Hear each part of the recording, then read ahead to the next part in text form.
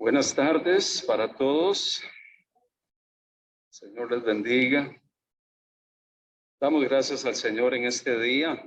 Bueno, extender una bienvenida a todos, aquellos que nos visitan por primera vez y los que estamos regularmente acá. Damos gracias al Señor por sus misericordias y sus bondades. Y mientras recogemos las ofrendas y lo que hemos traído, quiero que juntos nos preparemos. Si usted puede ir buscando en sus Biblias, Mateo capítulo 28. Y es allí donde vamos a estar usando un versículo de la Escritura para reflexionar en este día. Mateo capítulo 28, verso 16 en adelante. Mateo 28, versículo 16 en adelante. Queremos dar gracias a Dios. Padre, gracias en este día por la oportunidad que nos das de estar en este lugar. Qué hermoso es poder alabar y bendecir tu nombre, poder dar gloria, honor y exaltación a nuestro gran Rey y Señor. Darte gracias, Señor, por el cuidado que tienes de nosotros, porque día tras día tú nos sostienes con tu mano. En todo momento y en todo tiempo vemos tu gracia, favor y cuidado sobre nosotros. Gracias, porque también tú cuidas de aquellos alrededor del mundo que en medio de sus crisis, tensiones y dificultades, Señor, están pasando por tiempos complejos, Padre. Oramos por comunidades alrededor del mundo que en medio de sus situaciones políticas están, Señor, viviendo crisis militares, crisis y circunstancias complejas en medio de los entornos donde viven. Señor, que en medio de esas circunstancias tú seas extendiendo tu favor. Oh Dios, queremos darte alabanza porque tú eres el Dios que gobierna sobre toda la creación. En medio de tiempos buenos como de tiempos malos, en medio de tiempos de abundancia, así como en tiempos de escasez, tú eres el Señor. Queremos darte alabanza y honor y darte gracias por lo que haces en medio de nosotros. Oramos para que tu palabra hoy pueda tener un impacto especial en nuestros corazones. Te pedimos que de manera especial nos dirijas, nos guíes, abras nuestro entendimiento y que este mensaje de hoy pueda impactarnos y motivarnos a vivir una vida que te exalte y te glorifique. En el nombre de Jesús. Amén. Dice Mateo, el Evangelio, capítulo 28, versículo 16 en adelante. Dice la Escritura, y leo para ustedes: pero los 11 discípulos se fueron a Galilea, al monte donde Jesús les había ordenado. Y cuando le vieron, le adoraron, pero algunos dudaban. Y Jesús se acercó y les habló diciendo: toda potestad me es dada en el cielo y en la tierra. Por tanto, id y haced discípulos a todas las naciones, bautizándoles en el nombre del Padre, del Hijo y del Espíritu Santo, enseñándoles que guarden todas las cosas que os he mandado. Y he aquí, yo estoy con vosotros todos los días hasta el fin del mundo. Cuando leemos estas palabras de Jesús al finalizar el Evangelio de Mateo, nos damos cuenta que probablemente muchos de los discípulos, después de la resurrección de Jesús, algunos de ellos estaban sorprendidos de escuchar la noticia de que el Señor había resucitado. Y por eso es que el texto de Mateo menciona que algunos de sus seguidores dudaban y tenían la inquietud. Y si eran personas que no habían visto a Jesús resucitado, probablemente esa experiencia de verlo por primera vez tuvo un tremendo impacto sobre ellos. Pero ciertamente Jesús, al encontrarse con sus seguidores en ese lugar donde les había dicho que iba a tener o iba a darse ese encuentro con ellos, les da unas palabras que son tremendamente significativas. Estas palabras para nosotros hoy en día son el motivador y lo que nos lleva y nos impulsa a compartir el mensaje del Evangelio con la gente. Normalmente usamos este pasaje para referirnos a eso, a la necesidad de compartir con otros un mensaje que transforma la vida de las personas. Jesús llega y dice, lo primero que le dice a esos discípulos con los cuales se encuentra es: toda potestad me es dada en el cielo y en la tierra. O sea, la autoridad que yo tengo es una autoridad que me viene de lo alto, que me ha sido dada por Dios. Y esa misma autoridad yo se las doy a ustedes. ¿Para qué? Para ir y hacer discípulos. La autoridad que Dios me otorgó a mí, y con esa autoridad hice lo que hice en medio de este tiempo en la tierra, es la misma autoridad que yo les doy para que ustedes vayan y hagan discípulos en todas las naciones. Vemos eso como un mandato, pero cuando pensamos en este pasaje de la Escritura, viene a mi mente varias cosas. Lo primero es, ¿qué es lo que nos motiva a hacer lo que hacemos? ¿Qué es lo que nos motiva, nos mueve a compartir el mensaje o el mensaje de esperanza a aquellos que no la tienen? ¿Qué es lo que nos impulsa? ¿Cuál es el motivador? ¿Qué es lo que genera en nosotros un sentir de mirar a nuestro alrededor y ver a la gente en medio de sus circunstancias y decir, me voy a acercar para compartir este mensaje que me ha transformado a mí y que yo creo que debe de transformar y puede transformar la vida de las personas? Hoy yo quiero hablarle de motivadores. ¿Qué es lo que nos motiva? ¿Qué es lo que nos impulsa a hacer las cosas? Porque como creyentes, como hijos de Dios, como gente que hemos tenido una experiencia personal con Cristo, la pregunta es, ¿qué es lo que te mueve a ti a hacer las cosas? ¿Qué es lo que te impulsa a ver al necesitado y acercarte a él? ¿Qué es lo que te mueve y te impulsa a venir y dar palabras de aliento a aquellos que están en medio de tiempos de desaliento y de angustia? ¿Qué es lo que te motiva para hacer las cosas? Mire, hoy en día pareciese que mucha gente responde más por obligación, porque se me demanda hacer algo. La gente por lo general en nuestro entorno y en nuestra cultura tiende a hacer las cosas, en muchos casos, simplemente porque existe una demanda sobre uno que le dice, no, tienes que hacer las cosas de esta forma. Y al final las hago, las llevo a cabo, aunque no necesariamente me siento identificado con eso. Y creo que conocemos y nos damos cuenta de eso en muchas ocasiones. Inclusive puede ser que a usted y a mí nos ha pasado, que en algún momento de la vida hemos llevado a cabo algo simplemente porque no me queda de otra, porque el jefe me dijo que lo hiciera, porque cierta persona en autoridad me dijo que llevara a cabo eso, y lo hago. Pero no necesariamente me siento motivado y animado para llevarlo a cabo. Jesús le dice a sus discípulos, yo tengo autoridad de parte de Dios y con esa misma autoridad que yo les voy a entregar a ustedes, ustedes tienen que ir y hacer discípulos. Y a esos discípulos ustedes tienen que enseñarles. Ustedes tienen que instruirlos para que ellos conozcan la verdad, para que ellos guarden la verdad en su corazón y vivan conforme a esa verdad. Pero la pregunta es, ¿qué es lo que nos motiva? Y ahí es donde quiero enfocar lo que quiero hablarles en este día. ¿Qué es lo que nos motiva? Miren, cuando nosotros miramos un poquito la historia, yo no sé si usted es afín con mirar un poco la historia o si le gusta leer, pero la historia nos muestra a lo largo de los siglos, principalmente en el entorno del cristianismo, que la motivación que impulsaba a muchos de los primeros cristianos a lo largo de la historia y hasta nuestros días, no necesariamente son las mismas motivaciones que tenemos nosotros hoy. O que nosotros podríamos argumentar. Nosotros usamos Mateo 28 y ese mandato para nosotros es un imperativo.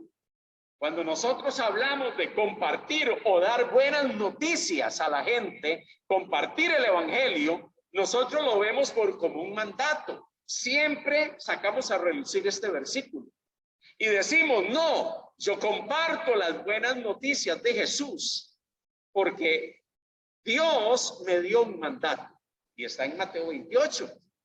Y yo respondo a ese mandato en obediencia. Ese es el argumento que por lo general nosotros usamos.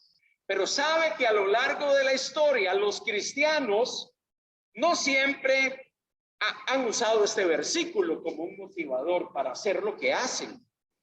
En la era patrística, en la era de los padres de la iglesia, estamos hablando aproximadamente los primeros 4 siglos del cristianismo, usted escuchaba a muchos cristianos y la mayoría de escritos que usted puede leer en español que hablan acerca de lo que motivaba a la iglesia de esos primeros 4 siglos.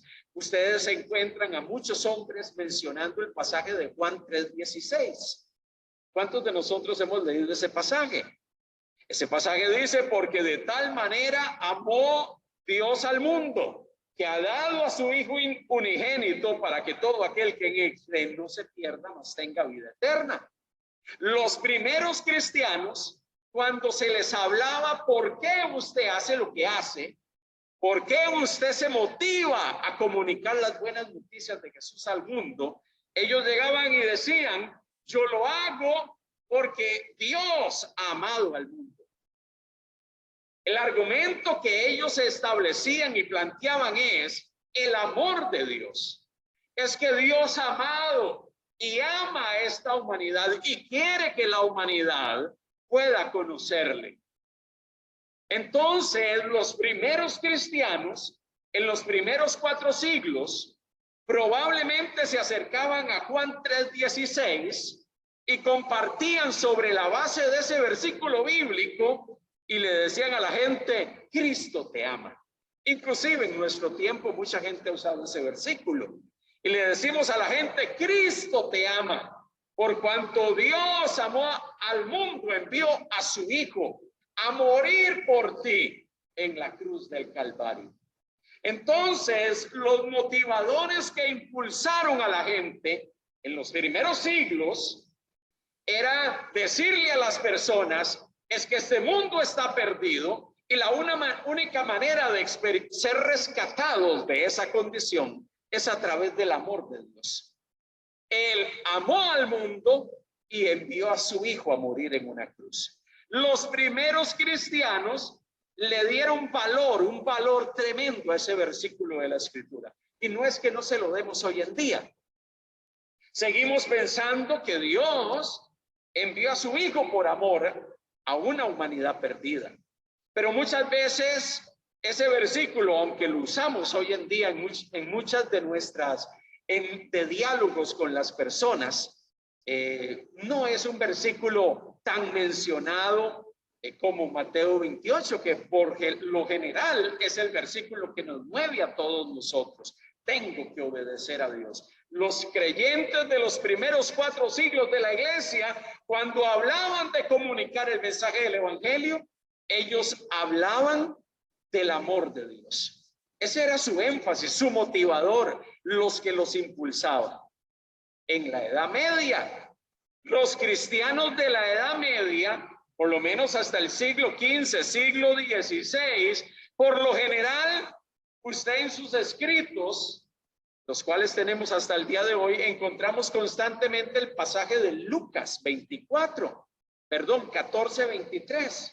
Ese pasaje de Lucas 14:23 llega y dice, dijo el Señor al siervo. Jesús usa una parábola hablando de una cena y llega y dice, dijo el Señor al siervo, ve por los caminos y por los vallados y fuérzalos a entrar para que se llene la casa.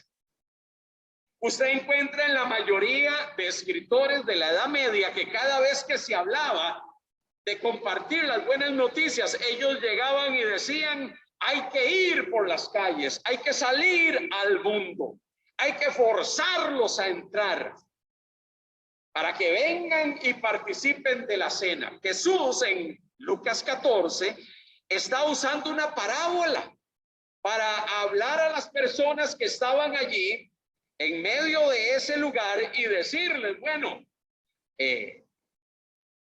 hay mucha gente que está siendo invitada a la boda, a una recepción, pero muchos de ellos no quieren venir. ¿No quieren entrar? Pues fuérzalos a entrar. Es lo que la parábola dice. La parábola está diciendo, si no quieren venir a disfrutar de la boda y del banquete, pues fuérzalos a entrar. Y es por eso que en la Edad Media, cuando la iglesia cristiana hablaba de compartir el evangelio, la manera en que se vislumbraba la proclamación del mensaje era casi un sentido de imposición. Y por eso veíamos a lo largo de la Edad Media y en mucho de las situaciones y de los movimientos que hubo alrededor del mundo, países de la Europa viniendo a nuestros entornos, imponiendo la colonización, como algunos le han querido llamar, y juntamente con imponer las políticas de esos países colonizadores, pues venían e imponían la religión. Prácticamente como una imposición a los nativos y a la gente de nuestros entornos. Esas políticas se dieron en muchos de los países colonizados por portugueses, por españoles y por católicos y por países protestantes como Alemania, y muchos de los países escandinavos, Inglaterra, que también usaron la misma política. Al final de cuentas, en medio de todo eso, en la Edad Media, cuando se hablaba de compartir las buenas noticias, estaba el pensar, la gente necesita escuchar el mensaje. Y ese mensaje lo tenemos que llevar, así como llevamos el progreso, así como llevamos el desarrollo, así también llevamos el mensaje del evangelio. Y lo tienen que escuchar y tienen que venir a nuestras iglesias. Y por eso es que en nuestros entornos latinoamericanos muchas veces veíamos a la gente de nuestros entornos, nuestros indígenas, llegando a las iglesias, llegando a las congregaciones católicas o protestantes, en muchos casos, principalmente porque su amo le demandaba que así que si quería tener trabajo tenía que ir a la iglesia el domingo.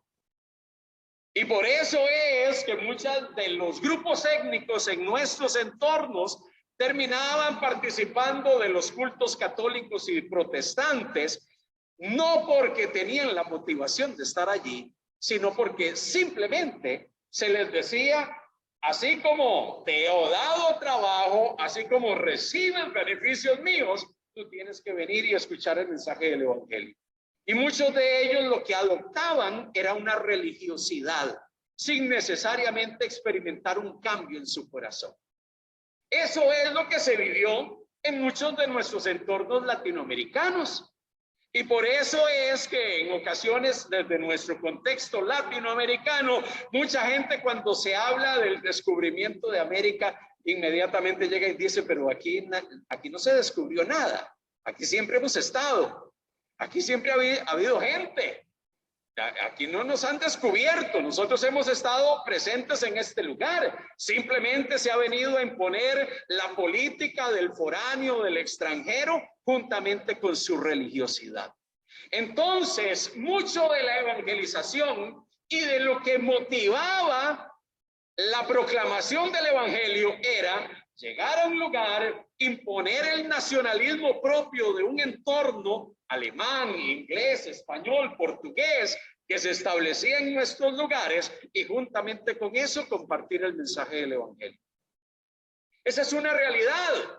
Muchos de ellos entonces respondían, hay que forzar a la gente a entrar. Hay que forzar a la gente a recibir el mensaje. Interesante. Eso se dio en el periodo de la Edad Media, pero también en la Edad Media encontramos a muchos grupos que usaban como motivador para compartir el mensaje del evangelio Mateo 24, versículo 14. Mateo 24, versículo 14 decía, será predicado este evangelio del reino en todo el mundo para testimonio a todas las naciones y entonces vendrá el fin. Mateo 24, 14. Será predicado este evangelio del reino en todo el mundo para testimonio a todas las naciones, y entonces vendrá el fin. En la Edad Media también muchos cristianos usaron este pasaje para llegar y decirle a la gente: ustedes necesitan escuchar el mensaje, porque el Señor no va a venir hasta que el mensaje no esté diseminado en medio de toda la gente. El Señor no va a venir hasta el momento en que el mensaje no sea llevado a todos los rincones del mundo. Entonces, el motivador para muchos cristianos es: como yo quiero que el Señor venga pronto, yo voy a predicarle a todo el mundo, porque yo sé que cuando todo el mundo escuche, el Señor va a venir. Inclusive hoy hay muchas personas que todavía usan este versículo y llegan y dicen: hay que predicar el mensaje del evangelio para que el Señor venga. Entonces, lo que impulsa a la gente es un sentir escatológico, un sentir de que el Señor viene pronto, pero para que Él venga y para que Él se manifieste en medio de este mundo, necesitamos predicar. Entonces, lo que impulsa a mucha gente, o impulsó mucha gente en la Edad Media, fue: bueno, prediquemos el mensaje, comuniquemos el mensaje a la gente. ¿Por qué? Porque esa es la única forma en que el Señor va a venir. Él no va a venir hasta que el mensaje no sea llevado a toda persona que necesita escuchar. Eso era el motivador de muchas otras personas que sentían que necesitaban proclamar el mensaje, porque era el único mecanismo para que el Señor se manifieste por segunda vez. Inclusive hoy en día muchos lo piensan así. Otros cristianos, principalmente de corte protestante, usaban Juan capítulo 10, versículo 10 en la Edad Media. Juan 10:10 llega y dice: el ladrón no viene sino para hurtar, matar y destruir. Yo he venido para que tengan vida y para que tengan en abundancia. Juan 10:10. Entonces, muchos círculos cristianos protestantes, cuando se usaba la expresión para que tengan en abundancia, interpretaban eso como la abundancia que traía consigo el progreso. Mire, algo interesante: la mayoría de países europeos que adoptaron formas protestantes, no católicas, la Dinamarca luterana, la Alemania luterana y muchos otros países que adoptaron lineamientos, la Inglaterra anglicana y muchos otros países que adoptaron líneas de pensamiento protestante, no católicos, muchos de ellos llegaban, y en la práctica fue así, fueron países con un tremendo desarrollo en el ámbito académico, en el progreso social. Muchos de esos países vinieron, inclusive se sabe a través de la historia que la presencia protestante en América Latina se dio no por motivaciones de predicar el evangelio, sino por motivaciones de mercadeo, de trabajo. Muchos cristianos protestantes emigraron a América para establecer negocios.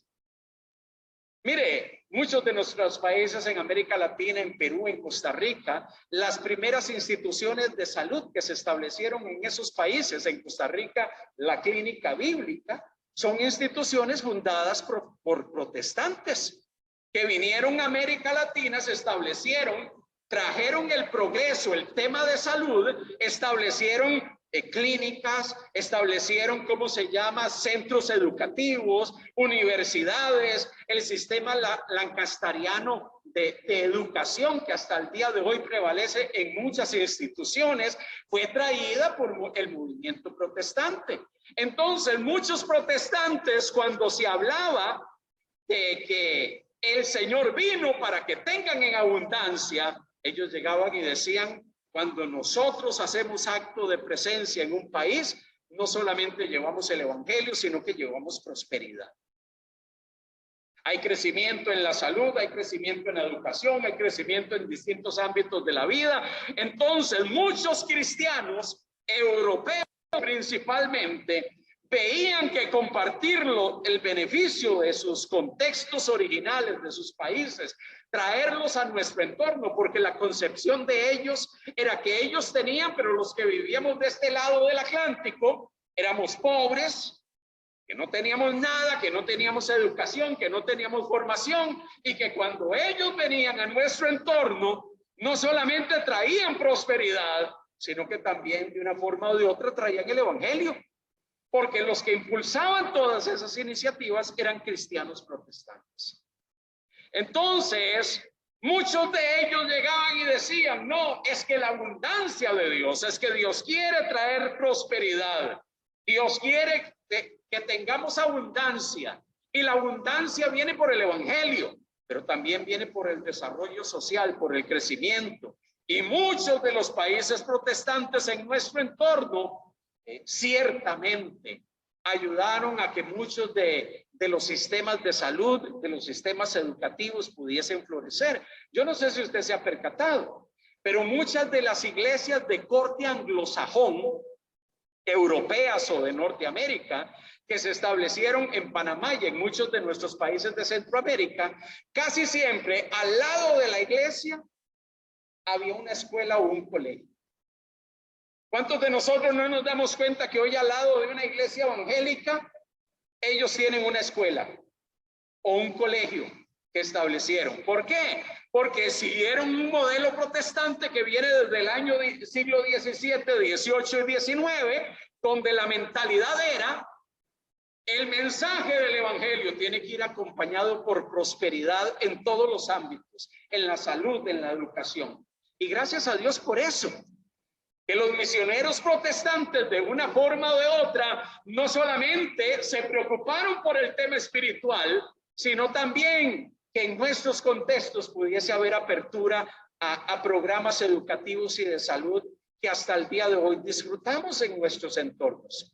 Entonces, cuando vemos todo esto, lo que motivó a muchos de esos protestantes no solamente fue que el evangelio corriese entre la gente, sino que también los beneficios de la Europa o de la Norteamérica pudiesen venir y pudiesen ser experimentados aquí por los que vivíamos en estas regiones del mundo.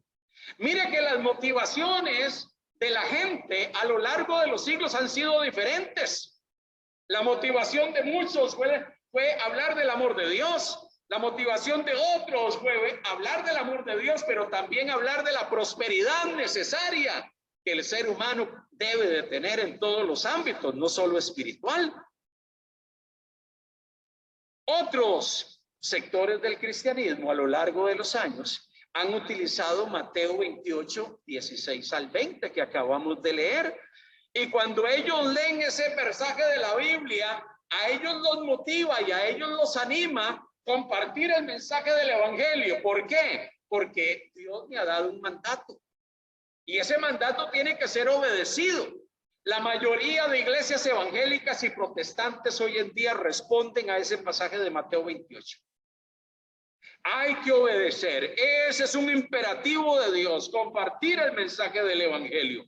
Es necesario que lo hagamos. Es necesario que transmitamos el mensaje de vida a la gente. Me pregunto, si a lo largo de los siglos los cristianos han usado diversos versículos bíblicos para hablar de la motivación de llevar el mensaje a otros, de compartir el mensaje a otros, me pregunto, ¿cuál debe de ser la motivación que a nosotros nos mueve? Nosotros, la gente, los contemporáneos, los que vivimos en el siglo XXI, ¿qué es lo que a nosotros nos mueve? Nos impulsa a compartir el mensaje del evangelio. ¿Por qué razón? Bueno, usted podría decir, yo lo hago porque la gente necesita escuchar del amor de Dios, porque la gente tiene que ser traída a la iglesia. Bueno, casi a la fuerza, ¿verdad? Para que venga a la iglesia, para que escuche el mensaje del evangelio.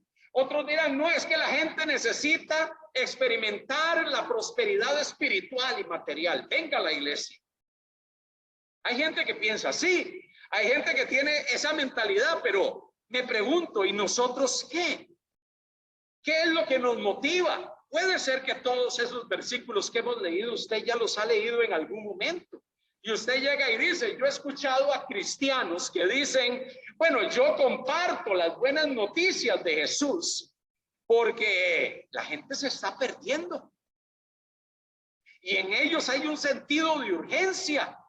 Hay gente que se está muriendo sin escuchar el mensaje del evangelio.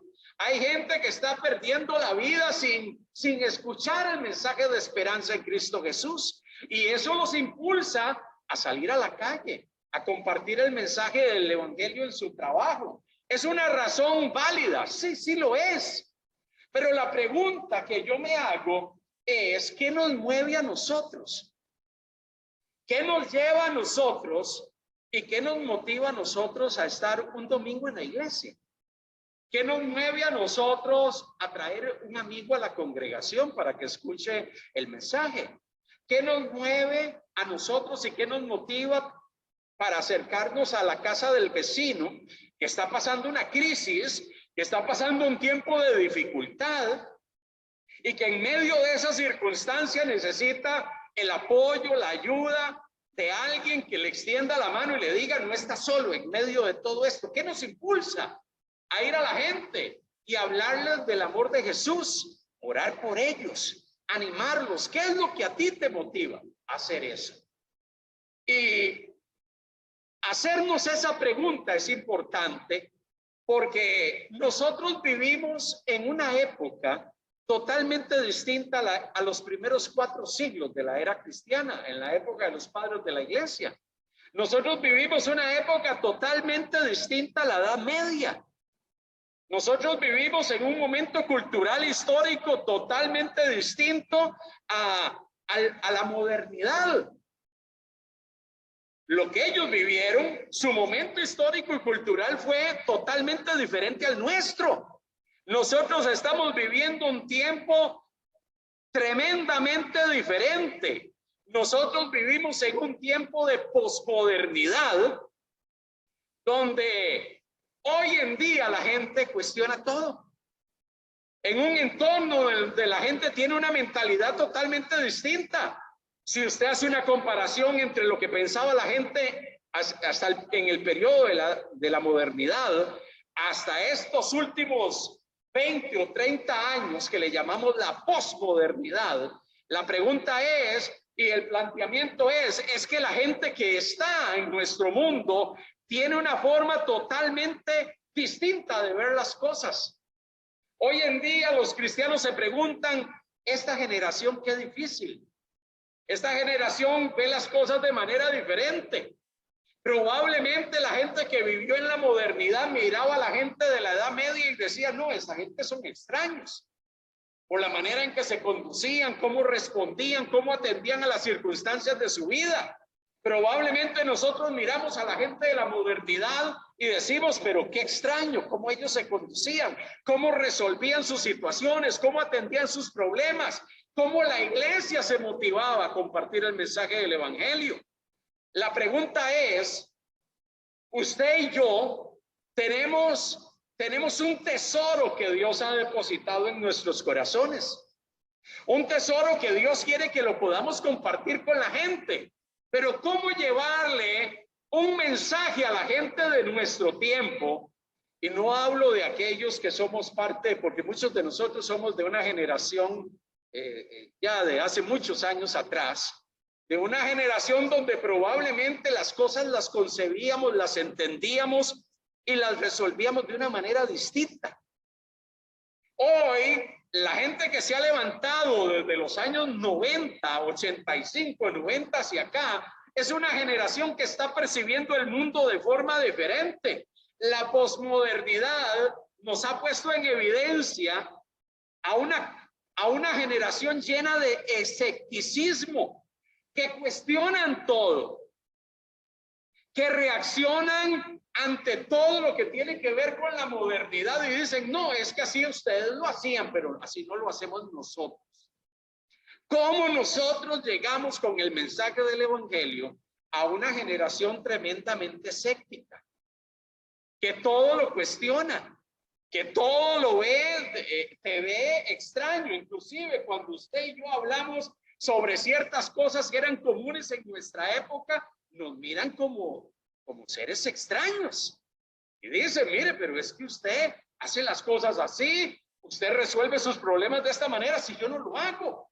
Para ellos cuestionan todo, su escepticismo los ha llevado a definir maneras diferentes de hacer las cosas.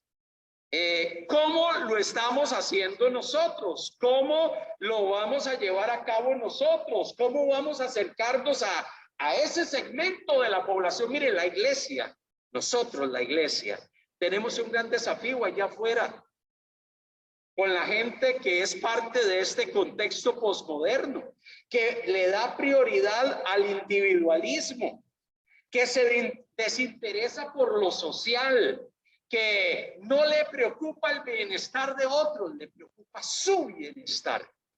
Mientras yo esté bien, se puede estar cayendo el mundo. Ucrania puede estar en guerra, Rusia puede estar en guerra, que a mí no me interesa. Lo que me interesa es lo que tiene que ver conmigo, lo que tiene que ver conmigo, con el presente, con el ahora. El hombre posmodernista, el ser humano posmodernista es alguien que no le interesa el futuro, le interesa el aquí y el ahora. Lo que tengo que disfrutar ahora, no lo que pudiese disfrutar mañana. A esa generación nos está tocando compartirle el mensaje del evangelio. La pregunta es, ¿cómo lo vamos a hacer? ¿Cómo nos vamos a motivar a acercarnos a una generación, por lo menos en el caso de los que tenemos ya cierta edad, para poder tener un impacto real? Y lo menciono en el caso de aquellos que son padres, que sus hijos están creciendo en un entorno totalmente distinto al suyo. Ellos están concibiendo la vida, entendiendo las circunstancias. Ellos son definidos, estructurados, ellos son formados, amados hermanos, por esto. Ellos son formados e instruidos por lo que encuentran en internet, en YouTube. Para ellos YouTube, eso es como letra sagrada. Cuando usted les dice que no todo lo que está en YouTube es correcto, usted está siendo un apóstata. Porque para ellos todo lo que aparece en las redes sociales es cierto. Todo lo que está allí, aunque sean locuras que está hablando cualquier persona, lo dan por válido. Porque para ellos, las redes sociales, alguien que ha crecido en un contexto tecnológico donde las redes sociales lo controlan, probablemente él no va a cuestionar eso, él lo va a ver como cierto. Entonces, qué interesante cómo nosotros, la iglesia, podemos tener un impacto sobre esta generación. Cómo nosotros podemos tratar con personas que rechazan el progreso para alcanzar una vida mejor. Hace muchos años, la gente se preocupaba y lo que tenía en mente es, tengo que trabajar y esforzarme para ver si puedo tener un vehículo o para ver si puedo tener una casa, porque en la mente de aquellos de generaciones pasadas, el interés era poder consolidarse, establecerse, y establecerse implicaba poder tener un techo donde vivir. Hoy los muchachos no viven preocupados por un techo.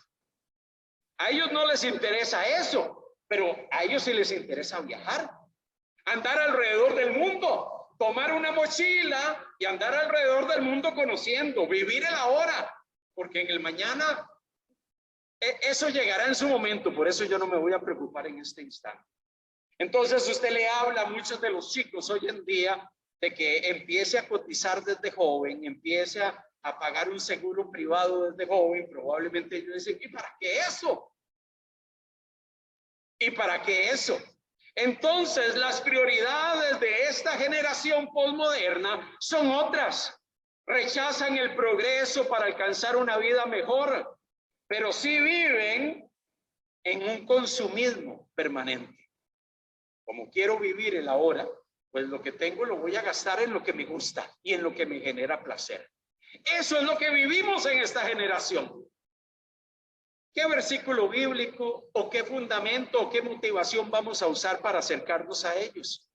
Probablemente usted dirá, no, es que ellos piensan diferente a mí, su expectativa es diferente a la mía, su visual del mundo es diferente a la mía, pero es que eso es lo que el entorno, la sociedad y el contexto donde han crecido ha definido, ha establecido y le ha dado forma al pensamiento de las personas. Hoy en día la gente, la sociedad posmoderna, lo que promueve es la diversidad en todos los ámbitos. La diversidad en pensamientos, la diversidad en orientación sexual, la diversidad en todos los ámbitos. Entonces no importa que todos tengamos verdades distintas. Lo importante es que yo respeto tu verdad y tú respetas la mía. En ese contexto de diversidad no hay una verdad absoluta. Todas las verdades son relativas. Tú tienes la tuya y yo tengo la mía. ¿Cómo predicar las buenas noticias en un contexto donde probablemente esa persona se siente y te escucha el mensaje del evangelio a ti, pero también ellos sin ningún problema se sientan a escuchar el mensaje que le da el musulmán acerca del Corán? Y para ellos no es problema sentarse con el budista que les comparte también el mensaje de cualquiera de los filósofos budistas. O no tienen problemas de que alguien venga a hablarle de los Vedas hinduistas. ¿Por qué? Porque para ellos no hay problema con la diversidad. Ese es el contexto en que vivimos. ¿Cómo predicar y cómo ser hijos de Dios llamados a llevar un mensaje de esperanza en medio de un mundo con estas características, donde no hay valores absolutos, donde no hay blanco ni negro, sino que hay cientos de matices grises? Porque hay cientos de formas de ver el mundo y de entender las cosas que rechazan las formas tradicionales. Yo no sé si usted creció, yo crecí en ese contexto, en un contexto donde nuestros abuelos o bisabuelos nos decían que el domingo era para ir a la iglesia. ¿Verdad que sí? No importando el entorno donde fueses católico, fueses evangélico, fueses protestante, el domingo hay que ir a la iglesia. Hoy en día los jóvenes a eso no les interesa. La juventud que ha sido formada en ese periodo de la historia de posmodernidad, para ellos hay un rechazo total hacia las tradiciones. Ellos rompen con los esquemas tradicionales, ellos no quieren eso. Entonces, para ellos, probablemente participar de un culto, para ellos no es un problema simplemente encender un celular y ver un programa. Ah, no, yo ya fui al culto. Pero para usted y para mí ir al culto es venir físicamente a un lugar donde traemos la Biblia y nos sentamos y cantamos y alabamos al Señor. Pero ellos en la posmodernidad ven las cosas y rompen con los esquemas tradicionales. ¿Cómo ser una iglesia relevante en medio de una sociedad así? Y eso que a nosotros nos está tocando ver a nuestros hijos de 10, 15 o 20 años que han ido creciendo en esa formación. Imagínense a los hijos de nuestros hijos. ¿En qué contexto y bajo qué circunstancias van a estar creciendo con el paso de los años? Por eso es que en nuestro tiempo vemos cosas que en algún momento, yo no sé si a usted le sucedió, pero la primera vez que empecé a ver algunas películas orientadas y con estas líneas propias del contexto postmoderno, me decían, ¿por qué no ves esta película? Fui al cine a ver esta película. Hace muchos años se empezó a dar la famosa película de Matrix. Yo no sé si usted la ha visto, pero la famosa película de Matrix es una película donde básicamente se abandona la estética y la perspectiva normal de la vida, y ellos tratan de presentarse un mundo donde hay una lucha en el ámbito cibernético. Y yo cuando vi la película por primera vez, yo decía, ¿pero qué es esto? Gente que se conecta y entra a una esfera, a un ámbito distinto, digámosle así. Hoy en día hay lugares de exhibiciones donde te ponen un asunto allí en la cabeza y usted entra en un submundo y usted empieza a librar batallas y todo ahí con un aparato aquí en la cara. Y eso es lo que se vive hoy en día. La gente ve eso como normal, los muchachos ven eso como normal. ¿Por qué? Porque la cultura posmoderna que ha crecido con estos medios de comunicación, que tratan de salirse de la realidad de este mundo y entrar en otras realidades y en otros mundos de distintas formas, ellos ven eso como lo normal. Entonces, ¿cómo ser relevantes y ser la iglesia en medio de tiempos como estos? ¿Qué es lo que nos motiva a nosotros a predicar el mensaje del evangelio? Por eso es que probablemente si usted y yo buscamos formas tradicionales de compartir el evangelio, probablemente para un joven de 15 o de 20 años, hoy en día, a ellos no les va a hacer mucho impacto lo que usted y yo le podamos comunicar. Por eso es que hoy en día muchas iglesias y entornos eclesiásticos están buscando maneras que despierten el interés de los jóvenes hoy en día y que ellos se interesen en saber que Dios los ama y que Dios quiere realizar una obra en sus corazones, perdonar sus pecados, traer transformación, reconciliarse, que puedan reconciliarse con Dios. Y por eso encontramos hoy en día a muchas iglesias y entornos eclesiásticos buscando maneras contemporáneas de tener un impacto. ¿Cómo tener un impacto en medio de nuestros tiempos? Probablemente aquellos que ya tenemos cierta edad avanzada en la vida, diremos cómo hacerlo, cómo poder realmente impactar a nuestra generación y poder motivarnos y animarnos a seguir comunicando un mensaje, a ir y a ser discípulos en un entorno con las características que tiene el mundo en el cual nosotros vivimos. Mire, hace muchos años uno veía series de televisión donde se presentaba una perspectiva del mundo y uno decía, wow, qué tremendo eso, ¿verdad? Yo recuerdo allá por los años 90 que había una famosa serie que se llamaba Cosmos 1999. Yo no sé si aquí la pasaron, pero se hablaba de gente en el espacio, donde salían personas con instrumentos y con aparatos y con cosas extrañas. Y uno decía, ¿qué será eso? Donde se visualizaban en el futuro, 20, 30, 40, 50 años después. Hoy en día usted ve esas series y eso es la tecnología que hoy en día tenemos. ¿Qué hacemos la iglesia? ¿Cómo nos motivamos para seguir compartiendo? ¿Seguimos animados a compartir del amor de Dios? ¿Seguimos motivados a llevar a la gente a la iglesia? ¿Seguimos retados a decirle a la gente, es que usted necesita aceptar a Cristo y tener una experiencia personal con Él? Yo creo que el mensaje del evangelio es uno y está allí y es claro. La pregunta es, ¿cómo lo vamos a transmitir? ¿Cómo podemos como iglesia, usted, tener un impacto en ese joven que vive en su barriada? ¿Cómo usted puede tener un impacto significativo en la vida de ese hijo suyo que probablemente está tremendamente influenciado por el pensamiento de sus compañeros, porque con ellos pasa 8 o 10 horas del día en la escuela, en clases, influenciado por el pensamiento y las ideas de muchos jóvenes que están creciendo en un contexto posmoderno? ¿Qué es lo que nos motiva a seguir haciendo el trabajo? ¿Qué es lo que nos anima para seguir llevando la palabra de esperanza al mundo? Yo creo que Dios nos impulsa a entender que necesitamos hacer discípulos, pero hacer discípulos hoy en día probablemente nos va a representar un reto todavía mayor que el que tuvieron con nosotros hace 30 o 40 o 50 años atrás. Los retos que tenemos. Hoy hay padres de familia que me dicen, pastor, yo no sé cómo acercarme a hablar con mi hijo. Yo no sé cómo enfocarle a mi hijo ciertos temas.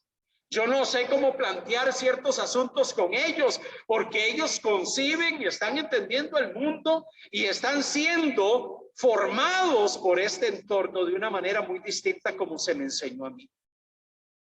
¿Sabe algo? Ese es el desafío de la iglesia. Nosotros, la iglesia, tenemos un reto en nuestros tiempos. Tenemos el reto de impactar nuestra sociedad. Tenemos el reto de obedecer el mandato. La pregunta es, ¿cómo lo vamos a hacer?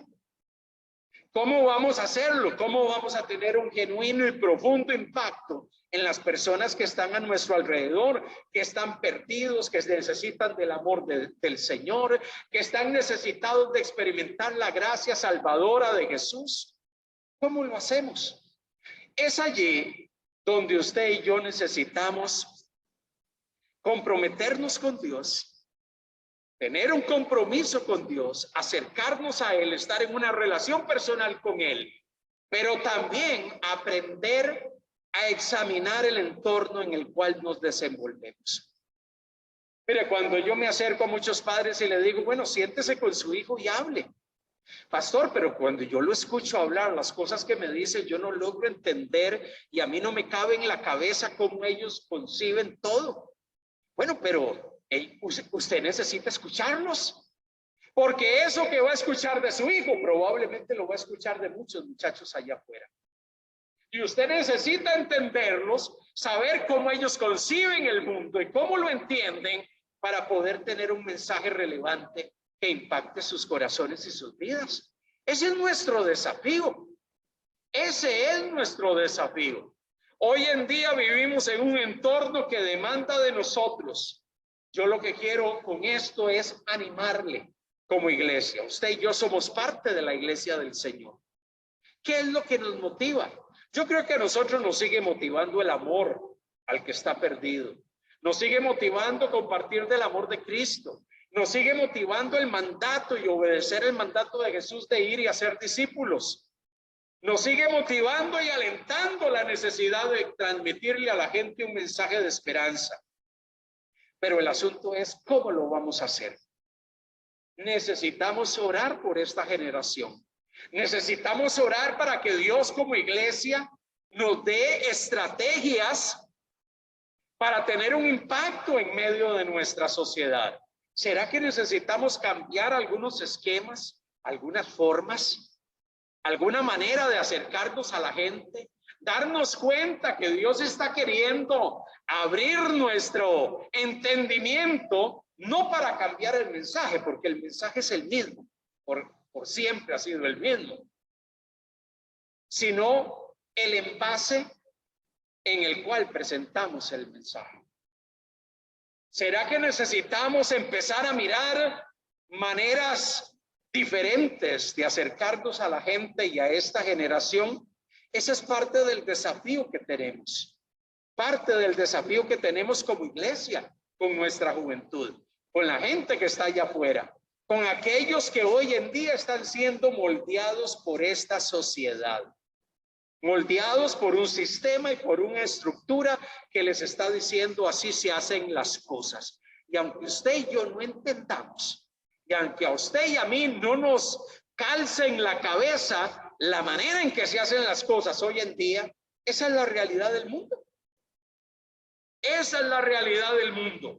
Y el mundo va a seguir avanzando y el mundo va a seguir cambiando. Y probablemente usted y yo nos tocará ver en la próxima década una serie de cosas que no vimos hace 10 años o 20 años atrás.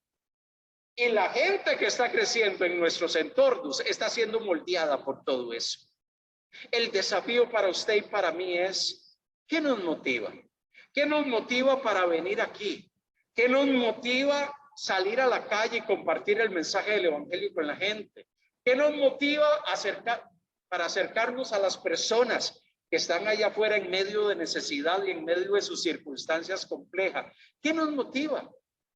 Necesitamos ser creyentes, que aprendemos a entender el contexto histórico en el cual Dios nos ha puesto. Usted está viviendo un periodo de la historia significativo. Usted está viviendo en un periodo de la historia muy diferente a cualquier otro momento de la historia humana. Y este periodo de tiempo es el momento en donde Dios quiere usarlo a usted como un instrumento para poder impactar al mundo y que podamos realmente llevar transformación. Para eso necesitamos responder, ir y hacer discípulos, entender que es nuestro llamado. No estamos llamados por Dios a quedarnos sentados en nuestra casa. Tenemos que salir, trabajar, desenvolvernos en nuestra vida cotidiana y en medio de esa realidad mostrar a Cristo y reflejar a Cristo en nuestro estilo de vida, en nuestra conducta, en nuestro proceder y en todo lo que hacemos.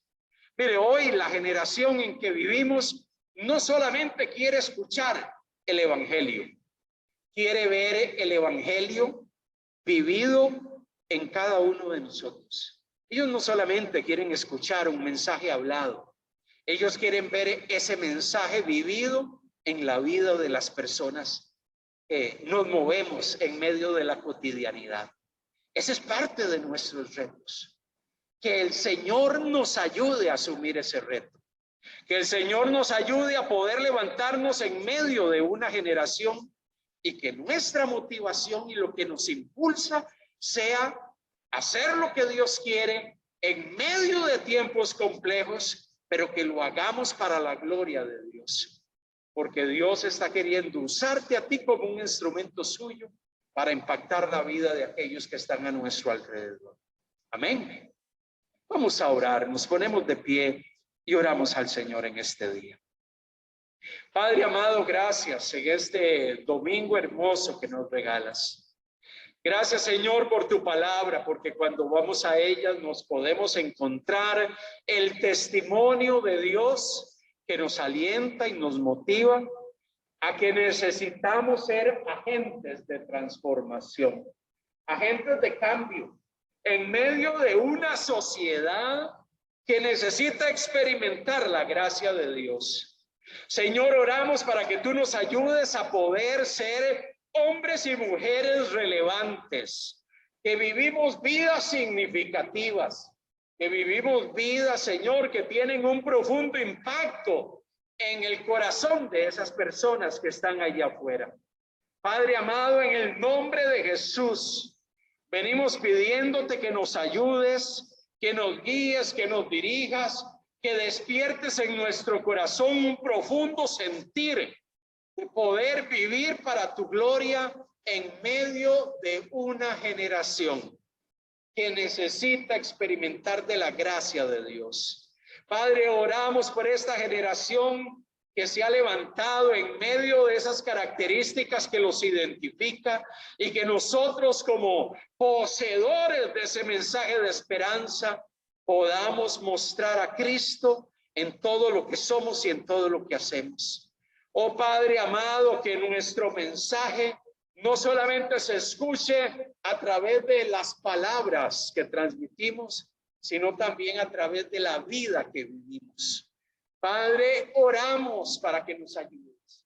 Motiva e impulsa nuestro corazón a mostrarle a esta generación, a mostrarle al mundo que tú eres el Señor, que tú eres el Dios de gracia y que tú estás con nosotros. Renueva nuestras fuerzas. Ayúdanos, oh Dios, a poder ser hombres y mujeres que mostramos el carácter de Dios a través de nuestra conducta.